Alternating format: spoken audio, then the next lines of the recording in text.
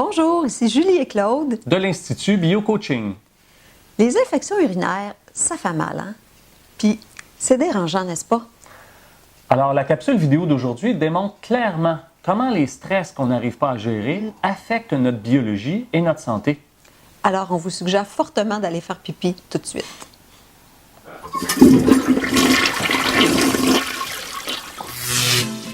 Ça se pourrait-tu? Ça se Pourrais-tu? Ça se pourrait-tu? Ça se pourrait-tu? Ça se pourrait-tu? Ça se pourrait-tu? Puis, si ça se pouvait.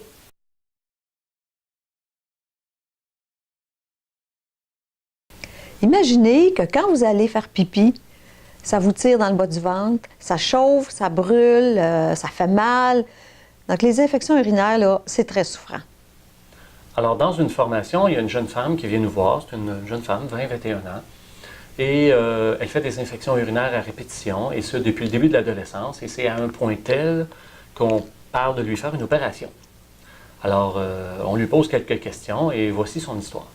Donc, cette jeune femme-là, ben, elle a 2 sœurs. Quand elle est petite, ben, comme elle est l'aînée, elle a le droit d'avoir sa chambre toute seule. Puis, ses 2 petites sœurs, ben, elles sont toujours rendues dans sa chambre, à jouer avec ses jouets, à vouloir voir ses choses, à fouiller dans ses tiroirs. Puis, rendue à l'adolescence, ben là, ses sœurs viennent emprunter ses bijoux, mettre son parfum, puis même des fois prendre ses vêtements. Alors, c'est à un point tel, elle nous racontera avec beaucoup d'émotion que cette jeune fille-là, elle a un chum, puis elle prévoyait faire une sortie avec son chum. Puis, en prévision de cette sortie-là, elle s'était acheté un chandail qu'elle avait payé en travaillant au salaire minimum. Elle voulait mettre son chandail pour sa première sortie. Et lorsqu'elle est revenue de l'école, une de ses sœurs avait son chandail. En mangeant de la crème glacée, son chandail était tout taché. Et c'était très intense pour elle. Alors, cette jeune fille-là, ben, depuis qu'elle est jeune, elle demande à ses parents de faire quelque chose. Hein, elle fait des crises parfois, elle pleure, elle voudrait avoir son espace, elle voudrait avoir sa chambre à elle, que ces choses, ça soit privé. Puis ses parents, ben, ils veulent bien faire, mais ils l'éduquent en partageant. Donc, elle est la plus vieille, elle a plus de choses, donc c'est normal qu'elle partage avec ses sœurs. Mais pour elle, ça, elle le vit très mal. Elle a l'impression qu'elle n'a pas d'espace à elle. Alors, pourquoi pensez-vous qu'elle a des infections urinaires avec ce genre de stress-là? Alors, le territoire, la notion de territoire, c'est très important pour tout le monde animal parce que c'est là qu'on trouve notre nourriture, c'est là qu'on se reproduit, qu'on s'occupe de nos enfants. Alors, c'est quoi ça, la notion de territoire? De quelle façon qu'on marque notre territoire?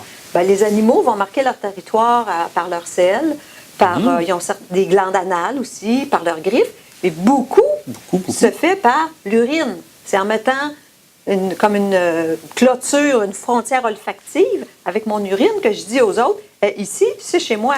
Et on a un bel exemple de ce qui s'est passé en Australie que des biologistes ont observé. Depuis quelques années, il y a beaucoup de déforestation et les koalas ont réduit leur espace vital. Et se sont mis à faire des infections urinaires. Alors, pour nous, le territoire, comment c'est vécu ça? Comment on peut se représenter le territoire pour les humains?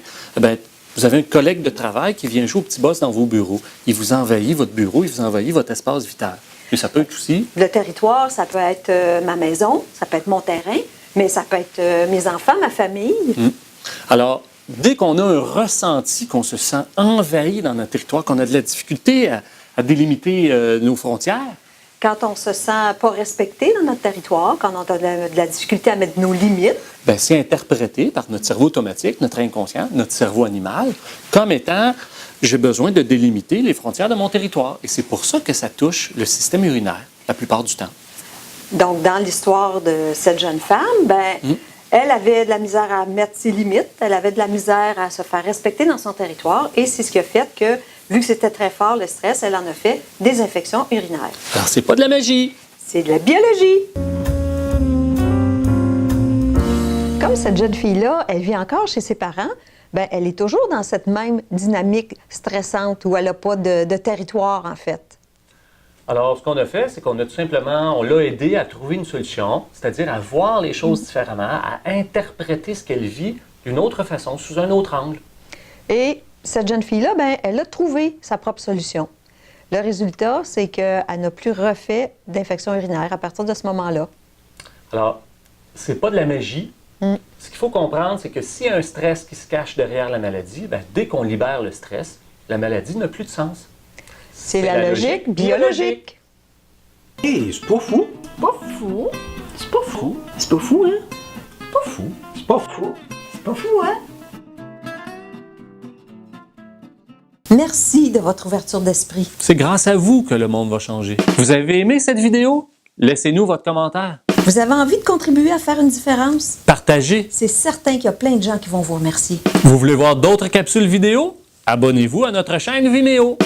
Vous voulez en savoir encore plus? Allez sur notre site web et inscrivez-vous pour recevoir une conférence gratuite. Encore une fois, un grand merci. À bientôt.